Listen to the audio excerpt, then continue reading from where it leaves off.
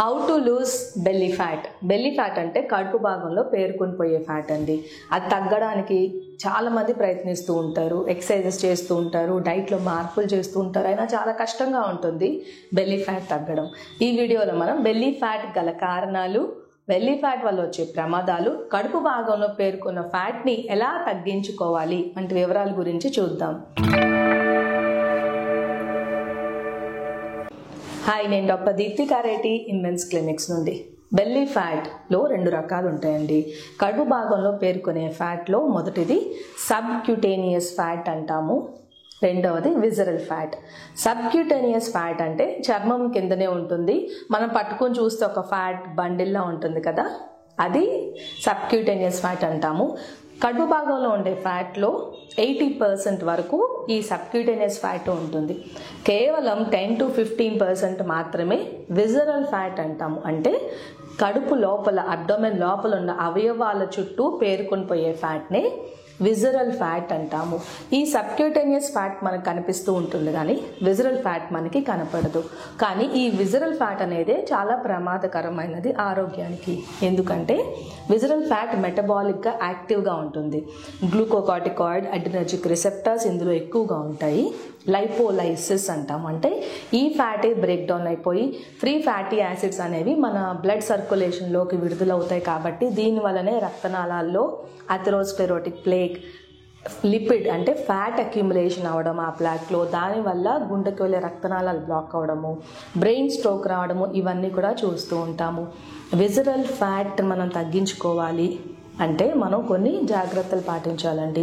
చాలామంది బయట కనిపించే ఫ్యాట్ అబ్డామెన్ ఫ్లాట్గా ఉండాలి అనుకుంటాం, కానీ ఎవరైతే సన్నగా ఉంటారో వాళ్ళలో కూడా ఈ విజరల్ ఫ్యాట్ ఉంటుంది. ఈ విజరల్ ఫ్యాట్ పెరిగిపోవడానికి మెయిన్గా లైఫ్ స్టైల్ కారణాలు ఉంటాయి. అవన్నీ మనం ఈ వీడియోలో చూద్దాము. రెండవ కారణం, బెల్లీ ఫ్యాట్ రావడానికి గల కారణాలు మనం ఇప్పుడు చూద్దాము. అందులో మొదటిది ఆహారము. ఒకేసారి ఎక్కువగా ఆహారం తీసుకోవడం. కొంతమంది నేను చాలా డైట్ చేస్తున్నాను, స్వీట్స్ తినను, ఆయిల్ తీసుకోము, అవుట్ సైడ్ ఫుడ్ అసలు తినమండి, మేము ఓన్లీ ఇంట్లో చేసిన ఆహారమే తింటాము, హెల్దీ హ్యాబిట్స్ ఉన్నాయి, కానీ మా కడుపు భాగంలో చాలా ఫ్యాట్ ఉంది, తగ్గడం లేదని చెప్తూ ఉంటారు. కానీ మీరు ఒకేసారి ఎక్కువగా ఆహారం తీసుకోవడం అలవాటు ఉంటుందేమో గమనించుకోవాలి. ఎందుకంటే మనందరికీ అలవాటు ఉంటుంది, బ్రేక్ఫాస్ట్, లంచ్, డిన్నర్ 3 సార్లు భోంచేస్తాము. అది కూడా లేట్గా ఆహారం తినే వాళ్ళకి ఆకలి ఎక్కువ ఉంటుంది, కాబట్టి వాళ్ళు ఎక్కువగా ఫుడ్ తినేస్తూ ఉంటాము. అంటే ఒక కప్ తీసుకోవాల్సిన ప్లేస్లో భోజనం 2 కప్పులు 3 కప్పులు ఆకలేస్తుందని తింటూ ఉంటాము. బిజీ లైఫ్ ఉంటుంది మనకి. ఎవరైతే కంఫర్ట్ ఫుడ్, స్ట్రెస్లో ఉంటారో వాళ్ళు కంఫర్ట్ ఈటింగ్, అంటే నాకు ఈరోజు అలా డిప్రెషన్గా ఉంది, బాధగా ఉంది, లేకపోతే నేను ఈరోజు ఏదో అచీవ్ చేసేసాను, కష్టపడ్డాను కాబట్టి ఎక్కువగా తింటాను అని ఫుడ్ క్వాంటిటీ ఒకేసారి తీసేసుకుంటే మన శరీరానికి అవసరమైన క్యాలరీస్ 100 క్యాలరీస్ ఉన్నాయనుకోండి, ఆ 100 క్యాలరీస్ మాత్రమే మన బాడీ ఎనర్జీగా వాడుకుంటుంది. కానీ మనం ఎక్సెస్గా దానిపైన తీసుకున్న క్యాలరీస్ ఒక 400 క్యాలరీస్ అయి ఉండొచ్చు, 500 క్యాలరీస్ అయి ఉండొచ్చు. ఆ క్యాలరీస్ మొత్తాన్ని కూడా బాడీ ఫ్యాట్గా మన బాడీలో స్టోర్ చేసేసుకుంటుంది.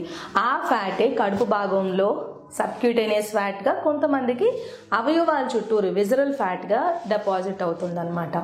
ఆహారంలో చేసే మిస్టేక్స్లో రెండవది హై గ్లైసిమిక్ ఇండెక్స్ ఉన్న ఆహార పదార్థాలు తినడం. గ్లైసిమిక్ ఇండెక్స్ అంటే మనం తీసుకునే ఆహారము ఎంత త్వరగా షుగర్ లెవెల్స్ని పెంచుతుంది, దాన్నే మనం గ్లైసిమిక్ ఇండెక్స్గా పిలుస్తూ ఉంటాము. అంటే తీయగా ఉండే ఆహార పదార్థాలలో గ్లైసిమిక్ ఇండెక్స్ ఎక్కువ ఉంటుందండి, రిఫైన్డ్ షుగర్స్ అంటాము. గ్లైసిమిక్ ఇండెక్స్ ఎక్కువగా ఉండే మొదటి ప్రమాదం, ఈ ఆహార పదార్థాలు మనం తీసుకున్నప్పుడు ఇన్సులిన్ అనేది ఎక్కువగా రిలీజ్ అవుతుంది.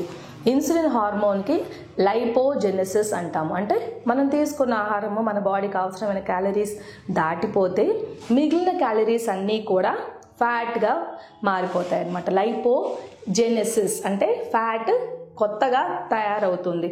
మనం కార్బోహైడ్రేట్స్ తిన్నా, మనం ప్రోటీన్ తిన్నా, ఇవన్నీ ఫ్యాట్ తిన్నా, ఎక్సెస్గా తీసుకున్న ఆహార పదార్థాలన్నీ కూడా లైపోజెనసిస్లో ఫ్యాట్గా మన బాడీలో పేర్కొని పోతాయి. ఇన్సులిన్ దీనికి తోడ్పడుతుంది. కాబట్టి హై గ్లైసిమిక్ ఇండెక్స్ ఉన్న ఆహార పదార్థాలు అంటే స్వీట్స్, కూల్ డ్రింక్స్ తినే వాళ్ళలో బెల్లీ ఫ్యాట్ ఎక్కువగా ఉంటుంది.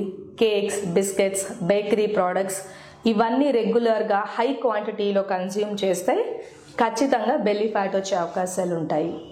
బెల్లీ ఫ్యాట్ రావడానికి రెండవ కారణం సెడెంటరీ లైఫ్ స్టైల్, అంటే వ్యాయామం చేయకపోవడం ద్వారా మన శరీరంలో లైపోలైసిస్ జరగదు, అంటే ఉన్న ఫ్యాట్ అనేది బ్రేక్ డౌన్ అవ్వడం అనేది ఆగిపోతుంది. కాబట్టి ఓన్లీ ఫ్యాట్ పేరుకొని పోతుంది రోజు, ఎటువంటి ఫ్యాట్ బ్రేక్ డౌన్ అవ్వదు. కాబట్టి ఆ ఫ్యాట్ అంతా కూడా బెల్లీ రీజియన్లో అక్యూములేట్ అంటే పేరుకొని పోవడం అనేది జరుగుతుంది అనమాట. కాబట్టి ఎక్సర్సైజ్ ఖచ్చితంగా బెల్లీ ఫ్యాట్ తగ్గించడానికి ఉపయోగపడుతుంది.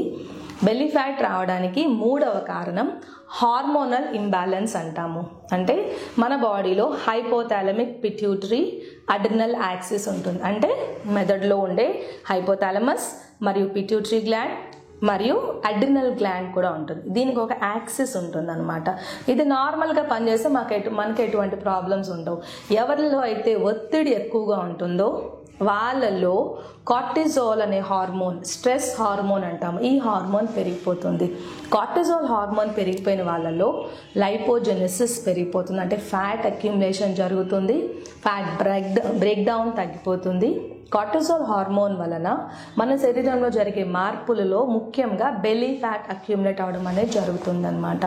కాబట్టి ఒత్తిడి ఎవరిలో అయితే ఎక్కువగా ఉంటుందో వాళ్ళల్లో మనం బెల్లీ ఫ్యాట్ చూస్తూ ఉంటాము. బెల్లీ ఫ్యాట్ పెరగడానికి ఇంకొక ముఖ్యమైన కారణం ఏజ్ అన్నమాట. అంటే ఏజ్ పెరుగుతున్న కొద్దీ మన శరీరంలో మజిల్ మాస్ తగ్గిపోతుంది. మజిల్ మాస్ తగ్గిపోవడం వలన గ్రాడ్యువల్గా ఫ్యాట్ అక్యుములేషన్ అవడం అనేది జరుగుతుంది అనమాట. జెనెటిక్స్ అంటే కొంతమంది చూస్తే సన్నగా ఉంటారు, చేతులు కాళ్ళు బాడీ అంతా కూడా ఒకేలా ఉంటుంది, అది వాళ్ళ జీన్స్. కొంతమంది బాడీ అంతా సన్నగా ఉంటుంది, కడుపు భాగంలో ఫ్యాట్ ఎక్కువగా పేరుకుని పోతుంది, అది వాళ్ళ జెనెటిక్గా జరుగుతుంది. అది వాళ్ళ బాడీ ఫిజికల్ చేంజెస్ వాళ్ళ జీన్స్ వల్ల జరుగుతూ ఉంటాయి అన్నమాట. కొంతమందిలో చేతులు లావుగా ఉంటాయి, కడుపు భాగం సన్నగా ఉంటుంది. కొంతమందిలో వేస్ట్ హిప్ రేషియో ఎక్కువగా ఉంటుంది, apple shape body, pear shape body, ఇవన్నీ కూడా మనం జీన్స్ వాళ్ళ పేరెంట్స్ నుంచి, గ్రాండ్ పేరెంట్స్ నుంచి అవన్నీ కూడా జెనెటిక్గా ట్రాన్స్మిట్ అవుతూ ఉంటాయి. బాడీ ఫీనోటైప్ అనేది కొంతమందిలో ఆ జెనెటిక్ ప్రిడిస్పోజిషన్ ఉండడం వలన కూడా కడుపు భాగంలో ఫ్యాట్ అనేది పేరుకొని పోతూ ఉంటుంది.